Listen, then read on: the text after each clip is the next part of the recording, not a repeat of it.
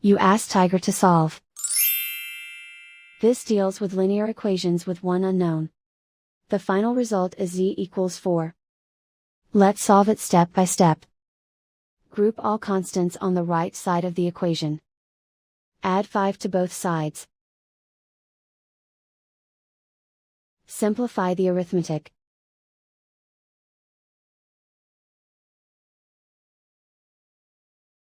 Isolate the z. Divide both sides by 6. Simplify the fraction. Find the greatest common factor of the numerator and denominator. Factor out and cancel the greatest common factor. And so the final result is z equals 4.